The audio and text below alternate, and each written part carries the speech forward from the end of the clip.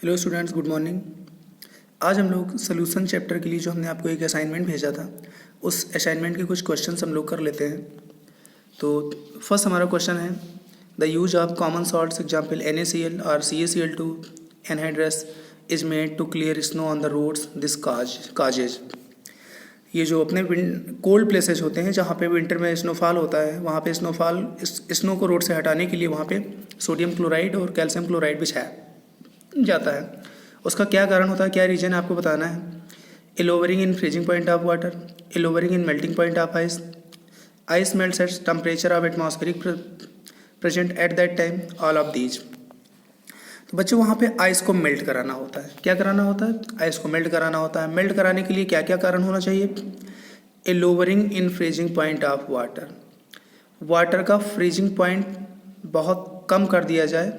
तो जब कम कर दिया जाएगा तो उस टेम्परेचर पे वाटर वो जो है फ्रीज नहीं करेगा और आइस मेल्ट होनी स्टार्ट हो जाएगी। सेकेंड है a lowering in melting point of ice, ice का जो मेल्टिंग पॉइंट है वो कम कर दिया जाए, मतलब कम टेम्परेचर पे आइस मेल्ट हो जाए। क्लियर। तीसरा, ice melts at temperature of atmosphere present at that time, वहाँ का जो एटमॉस्फेरिक प्रेशर है उस टेम्परेचर पे आइस मेल्ट कर जाए। तो ये तीनों बातें फॉलो होनी चाहिए, इसलिए अपना आंसर क्या सही होगा? All of these. Clear. Second point है, सेकेंड क्वेश्चन है, the relative lowering of vapour pressure is equals to the mole fraction of non volatile solute, this statement was given by. इसके लिए बच्चों मैंने आपको बताया हुआ है, नोट्स में आप पढ़ना। तो नोट्स में रिलेटिव राउट्स लॉ आपको बताया गया है कि it is the relative lowering of vapour pressure is equals to mole fraction of non volatile solute in solution. तो ये किसका स्टेटमेंट है? राउट्स का स्टेटमेंट है। तो इसका आंसर क्या हो जाएगा? राउट हो जाएगा। तीसरा है, assume each salt to be 90% dissociated which of the following will have highest osmotic pressure. अब आपको इसमें हाईएस्ट ऑस्मोटिक प्रेशर बताना है। तो ऑस्मोटिक प्रेशर का फार्मूला, क्योंकि यहाँ पे तीन जो कंपोनेंट दिए गए हैं तीनों ही हमारे इलेक्ट्रोलाइट हैं, तो इलेक्ट्रोलाइट के केस में पाई इक्वल्स टू होता है ICST। Clear. I into C into S into T. अब यहाँ पे जैसा कि कंसंट्रेशन वगैरह दी नहीं गई तो सबकी कंसंट्रेशन आप सेम कंसीडर करोगे, सोल्यूशन कांस्टेंट सबके लिए सेम होगा, टेम्परेचर सबके लिए सेम होगा, तो CST तो सबके लिए सेम है, तो उस पर तो ऑस्मोटिक प्रेशर डिपेंड नहीं करेगा। बचा I, तो osmotic pressure directly proportional to small I, osmotic pressure जो है वो directly proportional to small I।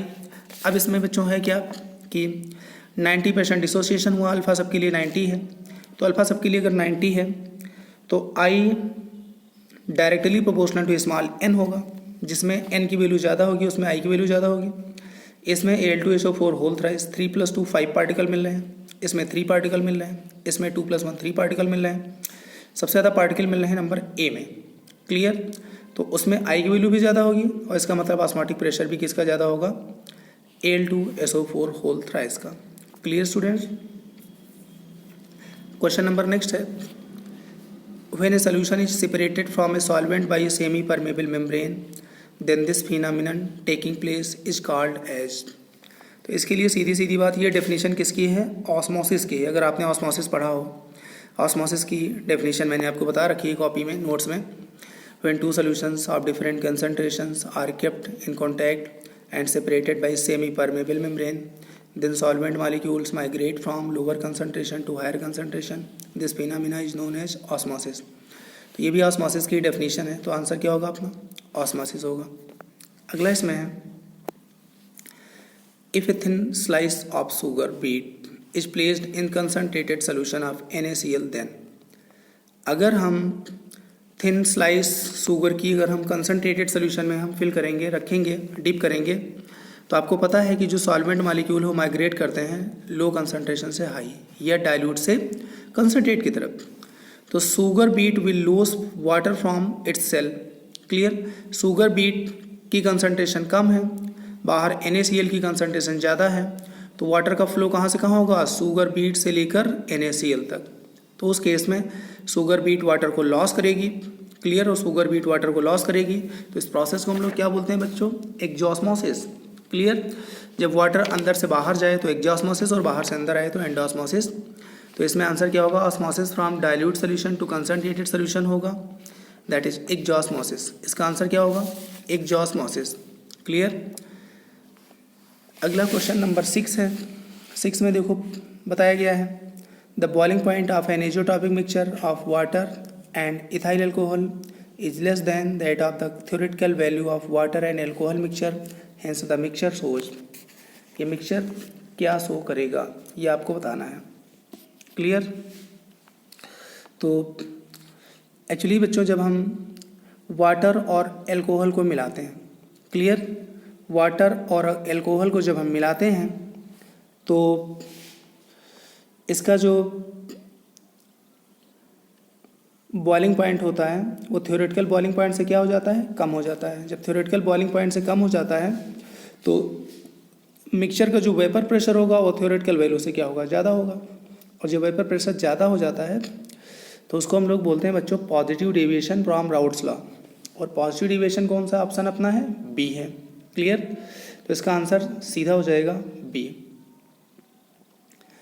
अगला क्वेश्चन नंबर नेक्स्ट है पॉजिटिव डेविएशन में और भी बातें अगर आपको याद होगी तो positive deviation of routes law कब होता है, experimental value of vapour pressure of mixture is more than calculated value.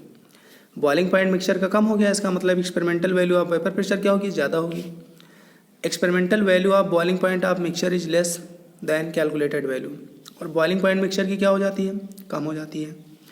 Delta H mixing क्या हो जाता है, पॉजिटिव हो जाता है। डेल्टा वी मिक्सिंग क्या हो जाता है, ये भी पॉजिटिव हो जाता है। तो ये सारे क्राइटेरिया किसके लिए हैं, positive deviation of routes law के लिए हैं। तो अपना इसमें ऑप्शन कौन सा करेक्ट होगा, नंबर 6 में B, positive deviation from Raoult's law. Which will show maximum osmotic pressure in its 1 molar solution। बच्चों क्वेश्चन में जब स्मॉल एम आ जाए तो उसका मतलब मोलर होता है, और क्वेश्चन में कैपिटल एम आ जाए तो उसका मतलब मोलर होता है। ये आपको ध्यान में रखना है, ठीक है।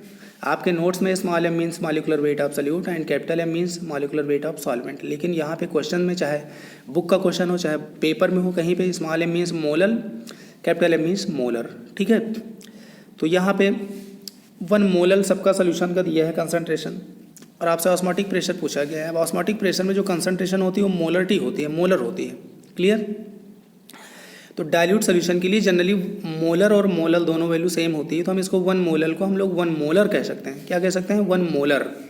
तो आप 1 मोलर कंसीडर कर लोगे तो इसका भी 1 मोलर, इसका भी, इसका भी, इसका भी। अब सभी इलेक्ट्रोलाइट हैं, जब सभी इलेक्ट्रोलाइट हैं तो ऑस्मोटिक प्रेशर जो पाई है वो डायरेक्टली, या osmotic pressure pi equals to होता है I into C into S into T. Pi equals to I C S T, तो सी एस टी सब में कॉमन है, तो पाई किसके डायरेक्टली प्रोपोर्शनल होगा, आई के। और आई किसके डायरेक्टली प्रोपोर्शनल होगा, नंबर ऑफ एन के होगा। In this case the value of alpha is not given, and I told you already if alpha is not given in any question then you should consider alpha is equals to 100%, and all electrolytes will dissociate in aqueous solution. Therefore, this is the problem of degree of dissociation. And if degree of dissociation alpha is equals to 1, then I is equals to 1 according to formula alpha is equals to I minus 1 upon n minus 1. Clear? I already discussed to you in notes. So in this case, I will be equals to n. In this case, I is equals to n equals to 2 particle. In this case, I is equals to n equals to 3 particles. And in this case, I is equals to n is equals to 3 plus 1 4 particles. And in this case, I is equals to n equals to 2 particle. यहाँ पे 2 particle कैसे हैं, Ag plus और NO3 minus है। यहाँ पे 3 particle कैसे हैं, 2Na प्लस प्लस 1 सल्फेट 3। यहाँ पे 4 particles, 3 ammonium ion and 1 phosphate ion. यहाँ पे 1 Mg2 plus and 2 chloride minus हो जाएंगे। तो सबसे ज़्यादा पार्टिकल कहाँ पे मिलेंगे, हमें सी में मिलेंगे। तो यहाँ का ऑस्मोटिक प्रेशर भी क्या होगा, सबसे ज़्यादा होगा students. Clear. Question number 8, solution distilled without change in composition at a temperature is called। आपको याद होगा जब हमने नॉन आइडियल सोल्यूशन बताए थे तो नॉन आइडियल सोल्यूशन 2 तरह के बताए थे, negative deviation of routes law and positive deviation of routes law. Positive deviation of routes law को हम लोग बोलते हैं मिनिमम बॉइलिंग पॉइंट एजियोट्रॉप, और negative deviation of routes law को हम लोग बोलते हैं मैक्सिमम बॉइलिंग पॉइंट एजियोट्रॉप। और आपको याद होगा एजियोटॉपिक मिक्सचर के बारे में मैंने बताया था, azeotropic mixtures are those mixtures whose compositions in liquid phase and vapour phase are same at a particular temperature. Clear. एक पर्टिकुलर टेम्परेचर पे उनकी जो मोल फ्रैक्शंस होते हैं वो लिक्विड फेज और वेपर फेज दोनों में सेम होते हैं, कंपोजिशन चेंज नहीं होती है। तो ऐसे मिक्सचर को हम लोग क्या बोलते हैं, एजियोट्रॉपिक मिक्सचर बोलते हैं। तो इसका आंसर अपना क्या होगा, एजियोट्रॉपिक मिक्सचर होगा। ठीक है, कहीं पे कोई दिक्कत? चलो अब इसके बाद अपना अगला क्वेश्चन है number 9। Azeotropic mixtures are, azeotropic mixtures क्या होते हैं? तो अगर आपको डेफिनेशन एजियोट्रॉपिक मिक्सचर की याद है तो आपका आंसर क्लियर हो जाएगा। Constant boiling point mixture without changing in the composition. ऐसा मिक्सचर जिसका बॉइलिंग पॉइंट कांस्टेंट हो। कांस्टेंट का मतलब दो कंपोनेंट अगर उसमें हैं तो ये नहीं कि एक पहले वेपराइज हो दूसरा बाद में, एक साथ वेपराइज हो और एक साथ कंडेंसेट हो, एक साथ वेपर में कन्वर्ट हो और एक साथ कूल हो, लिक्विड में कन्वर्ट हो, अलग अलग ना हो सकें। ऐसे मिक्सचर को हम लोग नाम देते हैं कांस्टेंट बॉइलिंग मिक्सचर। क्लियर? तो एजियोट्रॉपिक मिक्सचर कौन सा हमारा है, नंबर 9 का ए पार्ट है कांस्टेंट बॉइलिंग मिक्सचर। ठीक है, question number 10, which solution will show maximum elevation in boiling point. Maximum elevation in boiling point किस में सबसे ज़्यादा होगी? तो एलिवेशन इन बॉइलिंग पॉइंट होता है डेल्टा टीबी, और डेल्टा टीबी ये सारे के सभी ऑप्शंस में क्या है, सभी इलेक्ट्रोलाइट्स हैं, और इलेक्ट्रोलाइट्स हैं तो डिसोसिएट भी होंगे, नंबर ऑफ पार्टिकल भी चेंज होंगे। तो इसके केस में हम लोग 1/2 फैक्टर स्मॉल आई का यूज करेंगे। तो delta T B equals to हो जाएगा I into K B into molality. Delta T B equals to I into K B into molality. Molality होता है लेकिन यहाँ पे सब में मोलर दिया है, कैपिटल एम दिया है बच्चों। ठीक है, तो आप मोलर को मोलल कंसीडर करोगे, क्योंकि मैंने बताया डाइल्यूट सोल्यूशन के लिए 1 मोलल इक्वल्स टू 1 मोलर, मतलब मोलैलिटी और मोलैलिटी सेम होती है। तो जहाँ पे मोलैलिटी आप वहाँ पे इनको मोलल काउंट करोगे तो मोलैलिटी सबकी बराबर हो गई। तो delta T B equals to I into K B into molality. Molality सब में सेम हो गई, के बी एक्वा सोल्यूशन में है, के बी भी सबका सेम है। तो it means in case of delta TB is equals to I into KB into molality, the KB and molality are same. Therefore, the delta TB, that is elevation in boiling point, is directly proportional to on 1/2 factor small I, and 1/2 factor directly proportional to number of particles. Clear? And if degree of dissociation is not given, then you should consider alpha is equals to 100%, and if alpha is equals to 100%, then I is equals to N. So in this case, potassium chloride case, I is equals to 2 because 1 KCl gives 1 K plus and 1 Cl minus. तो यहाँ पे 2 particle हो जाएंगे। BaCl2 में 3 particle हो जाएंगे। FeCl3 में 3 plus 1 4 particle हो जाएंगे। और Fe2SO4 होल थ्राइस में कितने पार्टिकल हो जाएंगे? 3 plus 2 5 पार्टिकल हो जाएंगे। तो सबसे ज़्यादा I की वैल्यू 5 यहाँ पे होगी, तो delta T B directly proportional to I है। तो I सबसे ज़्यादा Fe2SO4 होल थ्राइस में होगा। क्यों? Because it furnishes maximum number of ions, that is 5, hence it will have maximum boiling point. इसका डेल्टा टी भी सबसे ज़्यादा होगा, तो बच्चों इसका बॉइलिंग पॉइंट भी क्या होगा? सबसे ज़्यादा ही होगा।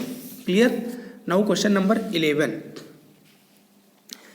क्वेश्चन नंबर 11 में क्या कहा गया है? On mixing 10 ml of acetone with 40 ml chloroform the total volume of the solution is. तो सबसे पहले तो हमें ये पता होना चाहिए कि जो कंपोनेंट मिक्स कर रहे हैं ये किस टाइप के हैं, आइडियल के हैं या नॉन आइडियल के हैं। और अगर नॉन आइडियल के हैं, ठीक, तो पॉजिटिव डेविएशन है, निगेटिव डेविएशन है। तो पहली बात तो एसीटोन और क्लोरोफॉर्म नॉन आइडियल का है, और नॉन आइडियल में किसका है? एसीटोन और क्लोरोफॉर्म के बीच में हाइड्रोजन बॉन्डिंग हो जाती है, जिसकी वजह से पार्टिकल पास आ जाते हैं। जब पार्टिकल पास आ जाते हैं तो वेपोराइज भी कम होंगे, वेपर प्रेशर भी कम हो जाएगा, पास आने से वॉल्यूम भी कम हो जाएगा, कॉन्ट्रैक्ट भी हो जाएंगे। इसका मतलब ये होगा कि इसमें टोटल वॉल्यूम क्या होगा? दोनों की सम के कम हो जाएगा। 40 + 10 50 होता है, 50 से कम हो जाएगा, that is answer will be less than 50 ml। Clear? क्यों? क्योंकि ये निगेटिव डेविएशन का क्वेश्चन है बच्चों। इसमें आप इस तरह नोट करोगे, the inter particle forces in between chloroform and acetone increases due to hydrogen bonding, thus molecules comes nearer to each other so that the delta V mixing becomes negative. Delta V mixing क्या हो जाएगी? कम हो जाएगी। अगला अपना question है number 12। When common salt is dissolved in water, common salt को अगर वाटर में डिजॉल्व करते हैं तो क्या होगा? क्लियर? तो कॉमन सॉल्ट को जब हम वाटर में डिजॉल्व करते हैं, the melting point of the solution increases, the melting point of solution increases, ये नहीं होगा। The boiling point of solution decreases, ये भी नहीं होगा। Both melting point and boiling point decreases, ये भी नहीं होगा। The boiling point of the solution increases, boiling point of solution increase होगा कैसे? आपको याद होगा मैंने बताया था, जब कोई भी सोल्यूट किसी सॉल्वेंट में मिलाया जाता है तो सॉल्वेंट का वेपर प्रेशर कम हो जाता है। वेपर प्रेशर कैसे कम हो जाता है? प्योर सॉल्वेंट में सॉल्वेंट की सरफेस पे सिर्फ सॉल्वेंट पार्टिकल्स होते हैं, क्लियर। और जब सॉल्वेंट में सल्यूट मिला दिया जाता है, सोल्यूशन बन जाता है, तो उसकी सरफेस पे सल्यूट पार्टिकल भी होते हैं, सॉल्वेंट पार्टिकल भी होते हैं। तो कहने का मतलब सोल्यूशन में जो सरफेस होती है, सरफेस पे सॉल्वेंट पार्टिकल्स के नंबर कम हो जाते हैं क्योंकि कुछ पार्टिकल सल्यूट आ जाते हैं। तो जब सॉल्वेंट पार्टिकल के नंबर कम हो जाते हैं तो कम पार्टिकल वेपराइज होंगे तो वेपर प्रेशर भी कम लगेगा। प्योर सॉल्वेंट में ज़्यादा पार्टिकल सरफेस पे होंगे, ज़्यादा वेपर प्रेशर होता है। अब जब वेपर प्रेशर कम हो जाएगा तो बॉइलिंग पॉइंट क्या हो जाएगा? बढ़ जाएगा, क्योंकि वेपर प्रेशर और बॉइलिंग पॉइंट एक दूसरे की क्या है? इन्वर्सली प्रोपोर्शनल है। तो इसलिए क्वेश्चन नंबर 12 में आंसर क्या होगा? डी होगा। The boiling point of the solution increases.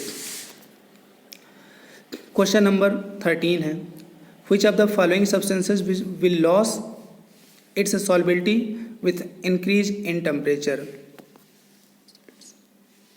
ठीक है, इट्स सॉल्बिलिटी, एक्चुअली बच्चों यहाँ पे 13 के बाद ये जो इतना आप इसको नहीं कंसीडर करोगे, इसका कोई मतलब नहीं है।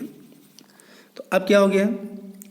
Which of the following substances will lose its solubility with increase in temperature। इसमें ऐसा कौन सा सल्यूट है जिसकी सॉल्बिलिटी टेम्परेचर बढ़ाने से कम होती है?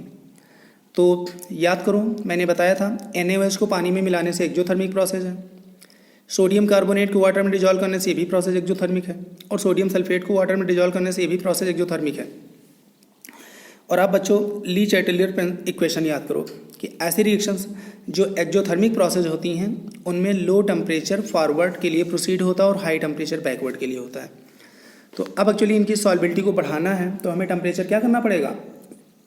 कम करना पड़ेगा। तो ये सभी एक्जोथर्मिक प्रोसेस हो करते हैं, तो सबकी सॉल्बिलिटी टेम्परेचर बढ़ाने से क्या होती है? कम होती है। आंसर क्या होगा अपना? डी होगा। क्लियर? कैसे?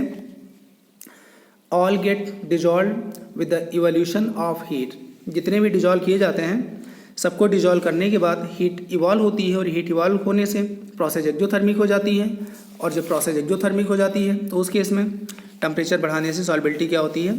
कम होती है। अगला है, on mixing 10 ml of carbon tetrachloride with 10 ml of benzene the total volume of the solution is.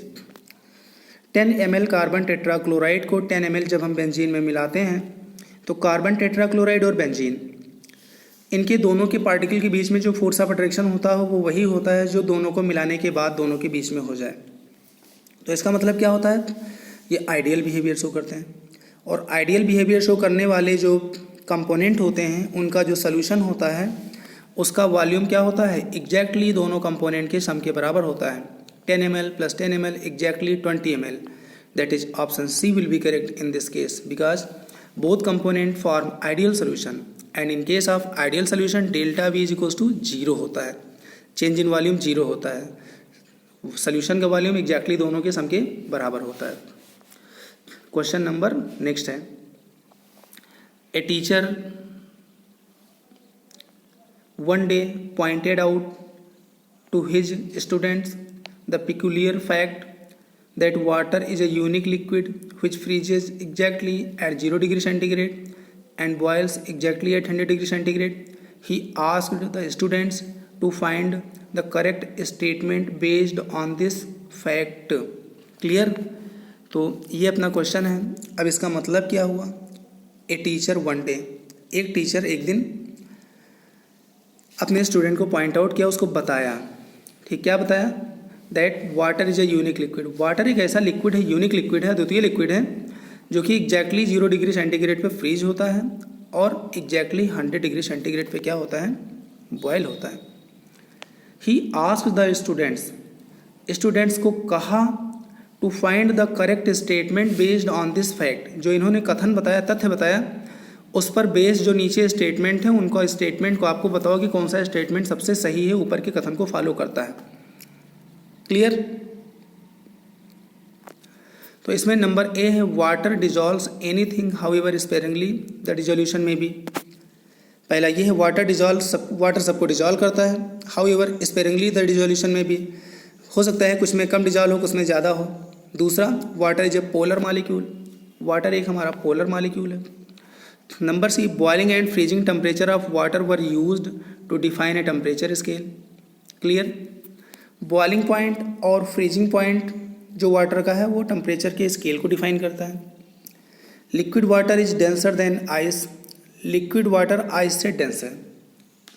अब इसमें बच्चों ये थ्योरेटिकल क्वेश्चन है, इसमें जो आपका सबसे जो मोस्ट जो स्टेटमेंट जो टीचर ने बताए हैं, टीचर ने जो स्टेटमेंट बताया हुआ है उससे जो मोस्ट क्लोजली मैच कर रहा है वो सी मैच कर रहा है। Number C, boiling and freezing temperature of water were used to define a temperature scale. तो इसका आंसर क्या होगा?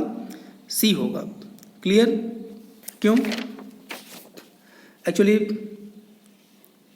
The scaling of 0 degree centigrade is based on this fact. ये 0 डिग्री सेंटीग्रेड की जो स्केलिंग है वो स्टेटमेंट पे क्या है? बेस है। क्वेश्चन नंबर इसके बाद बच्चों 16, अगला क्वेश्चन।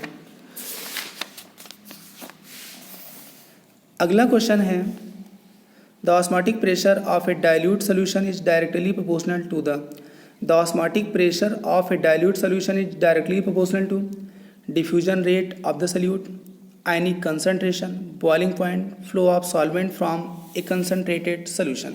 Clear student. तो आपको याद होगा pi is equal to C S T होता है कि नहीं होता है? Pi is equal to C into S into T. अब आप ये बताओ, एस और टी अगर कांस्टेंट कर दिया जाए तो पाई डायरेक्टली प्रोपोर्शनल टू कंसंट्रेशन हो जाएगा कि नहीं हो जाएगा? तो इसका मतलब इसमें आंसर कौन सा होगा? बी होगा। आयनिक कंसंट्रेशन की डायरेक्टली क्या होगा? प्रोपोर्शनल होगा। तो अगर हमें लिखना है तो हम लोग कैसे नोट करेंगे? Pi V is equal to n R T होता है, pi is equal to n upon V R T होता है, या pi is equal to C R T होता है। तो pi is equal to C into R T का मतलब एस टी, एस टी अगर कांस्टेंट है तो पाई किसके डायरेक्टली प्रोपोर्शनल हो जाएगा? कंसंट्रेशन के डायरेक्टली प्रोपोर्शनल हो जाएगा। क्लियर। क्वेश्चन नंबर नेक्स्ट है, if Raoult's law is obeyed the vapour pressure of the solvent in a solution is directly proportional to. Clear. If Raoult's law is obeyed, अगर Raoult's law obey करता है, the vapour pressure of solvent in a solution is directly proportional to the mole fraction of the solvent. पहला statement ये है, the mole fraction of the solute, the mole fraction of the solvent and solute, the volume of the solution. तो बच्चों ये बिल्कुल theoretical point है, मैंने आपको कॉपी में नोट करा रखा है कि the vapour pressure of any volatile component is directly proportional to its own mole fraction. तो जो सॉल्वेंट का वेपर प्रेशर होता है या सोल्यूशन का वेपर प्रेशर होता है, अगर सल्यूट हमारा नॉन वोलेटाइल है तो जो सॉल्वेंट का वेपर प्रेशर होता है वही सोल्यूशन का वेपर प्रेशर होता है। तो सॉल्वेंट या सोल्यूशन का वेपर प्रेशर जो है वो सॉल्वेंट के मोल फ्रैक्शन के डायरेक्टली प्रोपोर्शनल होता है। दैट इज ऑप्शन क्या होगा? ए होगा। क्लियर। कैसे लिखोगे? आपको याद होगा कि हम लोगों ने एक रिलेशन पढ़ा था, vapour pressure of solution is equal to P naught into X solvent. P naught हटा देंगे तो डायरेक्टली प्रोपोर्शनल हो जाएगा, पी एच डायरेक्टली प्रोपोर्शनल हो जाएगा मोल फ्रैक्शन ऑफ सॉल्वेंट के। क्लियर। पी एस क्या है? वेपर प्रेशर ऑफ सोल्यूशन, और वेपर प्रेशर ऑफ सोल्यूशन वही है जो vapour pressure of solvent in solution है। क्यों? क्योंकि सल्यूट नॉन वोलेटाइल है, तो नॉन वोलेटाइल है तो सोल्यूशन में जो सॉल्वेंट का वेपर प्रेशर होगा वही होल सोल्यूशन का वेपर प्रेशर भी होगा। क्लियर। क्वेश्चन नंबर जो नेक्स्ट है क्वेश्चन नंबर 18 है बच्चों। क्लियर। क्वेश्चन नंबर 18 में ये कहा गया the freezing point of 1% aqua solution of calcium nitrate will be. Clear. The freezing point of 1% aqua solution of calcium nitrate will be. तो बच्चों हम सबको पता है कि जब वाटर प्योर है, वाटर प्योर का vapour pressure osmotic water pure जो होता है उसका फ्रीजिंग पॉइंट क्या होता है? 0 डिग्री सेंटीग्रेड होता है। और जब हम सोल्यूशन बनाते हैं तो सोल्यूशन में वेपर प्रेशर क्या होता है? कम होता है। बॉइलिंग पॉइंट क्या होता है? बढ़ता है। और फ्रीजिंग पॉइंट भी क्या होता है? कम होता है। क्या होता है? कम होता है। तो 0 डिग्री सेंटीग्रेड था, 0 होगा नहीं, एबव 0 होगा नहीं, 1 डिग्री सेंटीग्रेड भी नहीं होगा, बिलो 0 डिग्री सेंटीग्रेड होगा। तो बिना सॉल्व किए हुए क्वेश्चन का आंसर आपको मिल जाएगा बिलो 0 डिग्री सेंटीग्रेड। अगर कोई भी सॉल्वेंट सोल्यूशन में कन्वर्ट होता है तो उसका वेपर प्रेशर भी कम होता है, और वेपर प्रेशर कम होने के साथ साथ उसका फ्रीजिंग पॉइंट भी कम होता है। ठीक है। तो 18 में आंसर डी होगा। The freezing point is lowered on addition of solute in the solvent. Solvent में जब हम कोई सल्यूट मिलाते हैं तो उसका वेपर प्रेशर भी कम होता है, बॉइलिंग पॉइंट बढ़ता है, लेकिन फ्रीजिंग पॉइंट भी क्या होता है? कम होता है। तो थ्योरेटिकल क्वेश्चन आप आराम से बिना कैलकुलेट किए हुए आप इसका आंसर दे सकते हो। क्वेश्चन नंबर अगला अपना है 19 में कहा गया है a perfectly semi permeable membrane when used separate a solution from its solvent permits through it the passage of. अब इसमें क्या पासेज होता है ये आपको बताना है। तो जो हमारी सेमी परमेबल मेम्ब्रेन होती है वो सिर्फ किसको पास कराती है, सॉल्वेंट मॉलिक्यूल्स को। आपको याद होगा ऑस्मोसिस की डेफिनेशन में भी मैंने बताया हुआ था, clear, when two solutions of different concentrations are kept in contact and separated by semi permeable membrane then the solvent molecules migrate from low concentrations to high concentration. Whose molecules? The solvent molecules migrate from low concentration to high concentration until both solution attain same concentration. This phenomenon is known as osmosis. तो ये perfectly semi permeable membrane अगर है तो अगर हम इसको solution को separate करते हैं तो किसको अलाउ करेगी, वो सिर्फ सॉल्वेंट पार्टिकल को अलाउ करेगी, सॉल्वेंट मॉलिक्यूल्स को अलाउ करेगी। इसलिए अपना आंसर क्या होगा, नंबर बी होगा। क्लियर। अगला है each pair forms ideal solution except. अब इसमें कौन सा सोल्यूशन आइडियल सोल्यूशन नहीं बनाता है, सभी तो बनाते हैं। Each pair forms ideal solution except, clear, कौन नहीं बनाता है? तो इथाइल ब्रोमाइड इथाइल आयोडाइड बनाता है, क्लोरोबेंजीन ब्रोमोबेंजीन बनाता है, बेंजीन टॉलुइन बनाता है, ठीक। इथाइल आयोडाइड और इथेनॉल ये बच्चों नहीं बनाते हैं। क्यों नहीं बनाते हैं? क्योंकि इसमें जो हमारा इथाइल अल्कोहल है उसको आपको पता होना चाहिए। Ethyl alcohol shows hydrogen bonding as well as polar molecule both. जो हमारा इथाइल अल्कोहल है वो हाइड्रोजन बॉन्डिंग भी शो करता है और साथ में पोलर मॉलिक्यूल भी है। इसलिए ये आंसर अपना जो है 20 का डी जो है ये आइडियल सोल्यूशन नहीं बनाएगा। Clear students. इसके बाद question number 21, which statement is incorrect about osmotic pressure pi, volume V and temperature T? Clear. तो आपको पता है pi V is equals to CST, pi V is equals to CST और pi is equals to क्या हो जाएगा, CST अपान V हो जाएगा, CST अपान V हो जाएगा। अगर कंसंट्रेशन और कांस्टेंट कर दिया जाए तो सोल्यूशन कांस्टेंट है और टेम्परेचर भी कांस्टेंट है। तो इसका मतलब पाई किसके प्रोपोर्शनल में हो जाएगा, पाई इन्वर्सली प्रोपोर्शनल टू 1/V हो जाएगा and not pi directly proportional to volume. Pi और वॉल्यूम में इन्वर्सली रिलेशन है, ना कि डायरेक्टली है। इसलिए आंसर अपना कौन सा सही होगा, ए सही होगा। इसके बाद है 22, semi permeable membrane is chemically copper ferrocyanide, copper ferricyanide, clear, copper ferrocyanide, copper ferricyanide, copper sulphate, potassium ferrocyanide. तो बच्चों इसका हमें फार्मूला पता होना चाहिए।